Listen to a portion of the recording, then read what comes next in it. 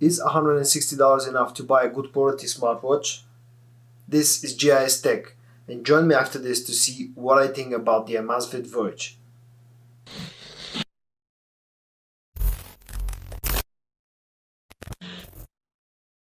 So, first of all, let's start with the specs.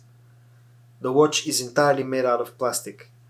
It weighs in at 46 grams. It comes in equipped with a 1.2 GHz dual-core processor, has 512 megabytes of RAM, 4 gigabytes of internal storage that can be also used to store different type of files such as music files, for example. It has a 1.3-inch AMOLED display that has a 360 by 360p resolution. The battery is rated at 390 mAh and the promised battery life is somewhere between 4 and 5 days. We'll talk about that a little bit later. And also the whole thing has an IP68 water and dust resistance. But now let's dive down and take a closer look at the watch itself. So this is a close-up look at the watch. As I said, it's entirely made out of plastic, has a single orange button on the side. This is the opening for the microphone, and on the other side there's an opening for the speaker itself. You can actually make calls from the watch itself when it's connected via Bluetooth to your phone. I've tried it and the call quality is actually pretty good. The band is made out of soft silicone. It's actually very comfortable on the hand itself. There are a total of 11 watch faces. Some of them look more modern, some of them look more classic. I've mainly sticked with the more modern look watch faces. There's a quick drop down menu when you slide from the top. From here you can change some of the settings. You can turn the airplane mode on, you can change the brightness of the screen, you can turn up or down the volume. There are two additional screens that you can activate from the phone app when you slide to the left. In my case, I've activated the step counter and the sleep tracker. If I slide once more, I'll get down to the menu. From here you can do a manual heart rate check. You can activate different types of sports activities. You can make phone calls. You can listen to music. You can check the weather, assign alarms and things like that. There's also a companion app for the watch that's called Amazfit Watch. It's a very simple to use app.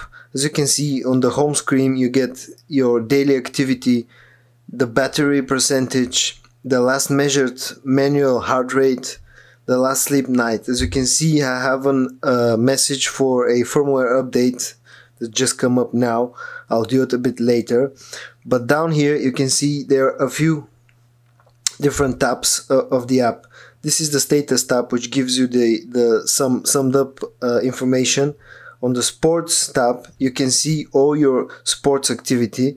As you can see, I've done some soccer, or like we like to call it in Europe, football. Also you get a Me tab where you can change some of the settings for the watch itself. You can do firmware updates and stuff like that. As far as the sports activity goes, there are two ways to actually initiate a sports activity. One of them is manually, when you select from the menu on the watch what kind of sports activity you're actually going to do.